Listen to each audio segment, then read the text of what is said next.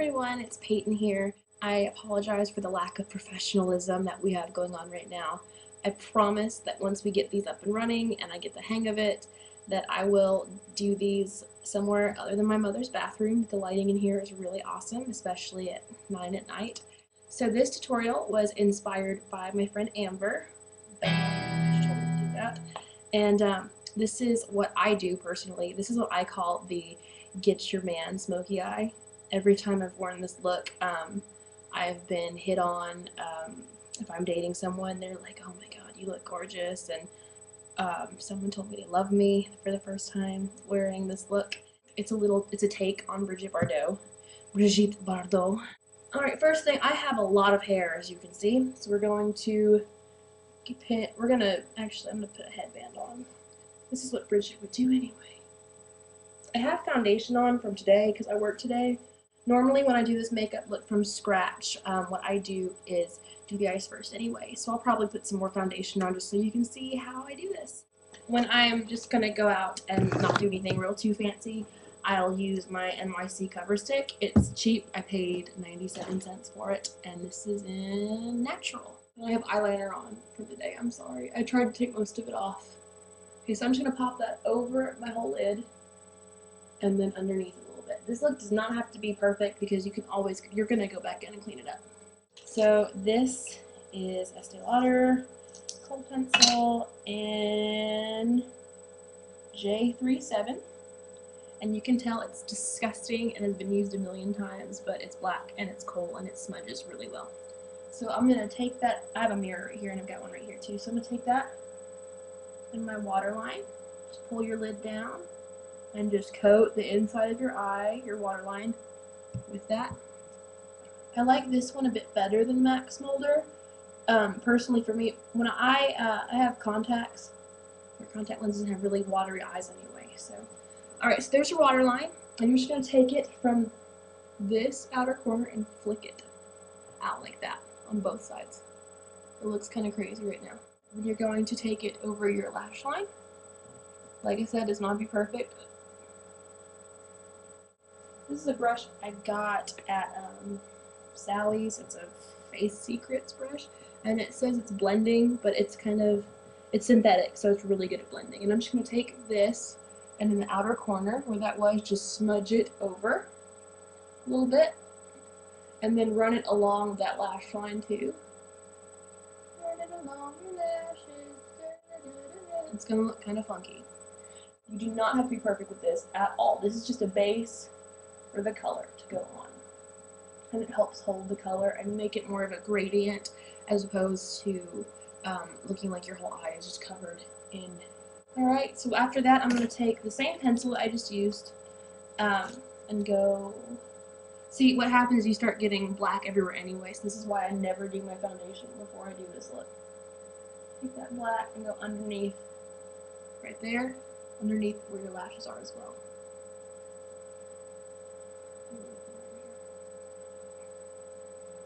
Okay, so next step, I'm going to take my, keep your makeup wipes handy for this one. I'll take my 88 palette, which is filthy, because I use it every day. This is from Coastal Scents. You can order it. We'll put a link down below. I'm going to take this gray. It's a matte gray. No shimmer to it. That usually is what matte means, isn't it? And load up the same brush, doesn't matter, with it. And I'm going to pop it all over this part of my lid, the naked part of my lid. This look is a lot of mixing and blending to make sure that you get the right look you're going for. Just mixing that in. Just cover your lid. I'm going to take the color below it. It's kind of a gunmetal color. Can't really see that great in here. And just pop that on as well. Make sure you get the bottom lash line too, because there's a gap there otherwise and it just looks kind of crazy. Like I said, do not worry about getting the shapes right now. We are not worried about that. We're worried about getting the color on your eye. Okay, now that we have funky looking eyes like that, we're going to take, you can take carbon. My carbon is somewhere else. I think, is that carbon? No, that's club. I'm just going to take black in the same palette, black at the very bottom. You can tell I use it a lot.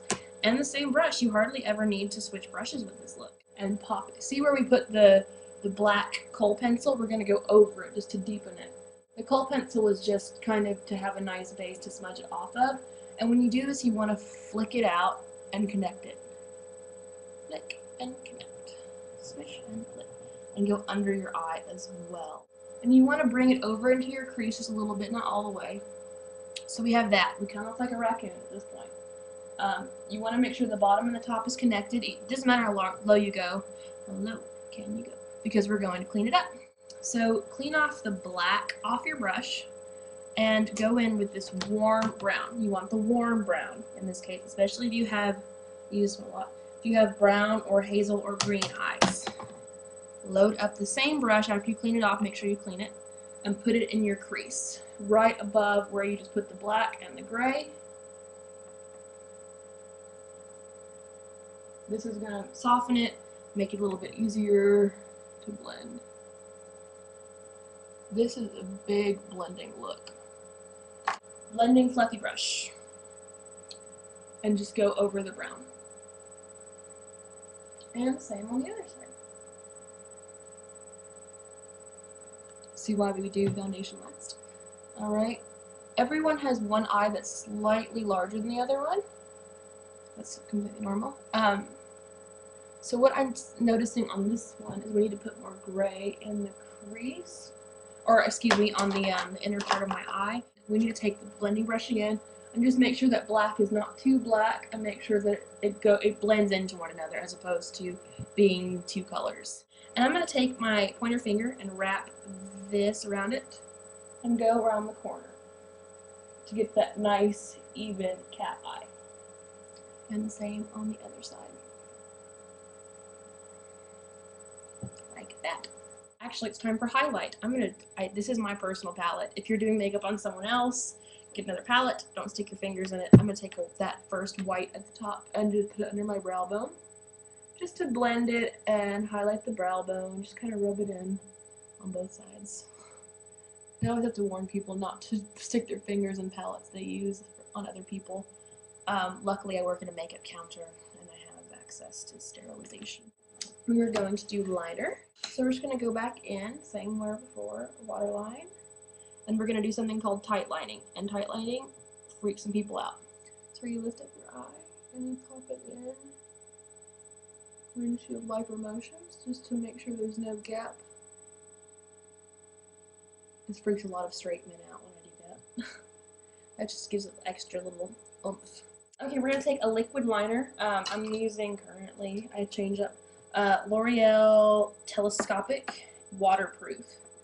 I do like this product because it lasts a long time on your eye. You have to take it off. At the end of the day, it's a good thing, but when it comes off almost like lash glue. Very sticky, and I don't like that. It flakes off a lot. So I'm just going to take it across here. And you're going to go to the outside of your eye and start flicking. Same on the other side. And I think we're going to have to do a liquid liner video because Liz and I have been using some form of liquid liner. I've been using gel liner for, oh god, since I was 13, so almost 7 years now. I'm old. And we've had a lot of people ask questions about it. It's mainly practice. And we're going to do mascara.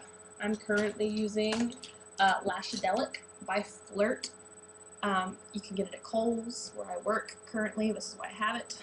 I usually would do lashes with this look, but I don't feel like putting lashes on tonight. And I just don't feel like putting them on. I don't feel like wasting them. So I'm just going to do a couple coats of this. I normally do not curl my lashes because they're pretty long and I kind of like them as is. Make sure you do the bottom. This one is good for the bottom lashes because it's skinny and it's not a brushy brush, technical term here. To make this authentically Bardot, you would, obviously, I'm not going to do foundation on here. I'm actually going to take the same concealer and just run it under my eyes a little bit because I still have foundation on and I don't want to pile more on when all I'm going to do is take it off. I ain't got no date. I'm not going out. So I'm just going to put a little bit of that concealer under my eye for any of the fallout. And it's time to do blush and contour. Normally, like I said, I would do foundation and then concealer if I were to go out, but I'm not. I'm using Orgasm by NARS. This is my favorite blush of all time. This is actually my mom's. I'm stealing from her, and you can see that she's used all of the bronzer up. But I love the pink color. It's so pretty. And you're going to smile. Apples of your cheeks, and blend it out in the shape of a comma.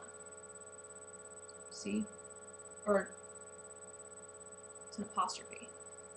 It's an upside down comma. I haven't been in English in a while, can you tell? But it just gives you a nice little glow. Looks a lot pinkier in here. And if you were to go for the full-on like sex goddess bombshell look, then what you would do is a little bit of contour, never hurt nobody. So I'm going to take, this is, I don't even know what brand this is, I've had this forever. This is a bronzer and an angled brush. This is a MAC 183. I can't remember, I've had it forever. It's already worn off. Just get a little bit. This is a bronzer without any shimmer in it, which is really weird. So it's a good contour.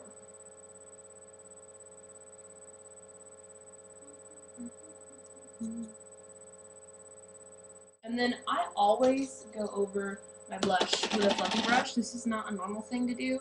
I just feel more comfortable about doing it. This is my loose powder brush. It usually has some extra powder on it anyway. If you were to go for a more tan look, you would put the bronzer on the apples of your cheeks, on your nose, your forehead, and your chin, the places that get tan first. Let's see.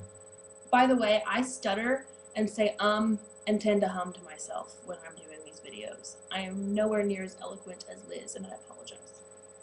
But I make up for it in character. Alright, so I'm going to take, this is a nude. This is a, I don't even know what this is because I stole it from my mama. It's a really thick nude lip liner / lipstick. Go over your lip line if you don't have some big lips like I do. I'm just going to go. This is NYC's Chiffon. And it's shimmery.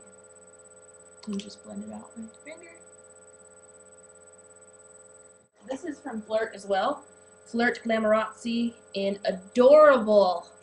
Oh, it's so adorable. It's a twisty one. And just put it in the middle. It makes your palette look bigger. I do my brows, but I've already done them today, so I don't need to do them. So, my lovelies, there is your 1960s inspired look. I hope you enjoyed. I hope you feel gorgeous and very bombshell-like when you wear this. She says, correcting her last mistake. This has always done the trick for me, and I've always gotten compliments on it. It tends to be a good one to go for. So, hope you enjoyed. Bye! I'll put my bangs back now. She bangs, she bangs.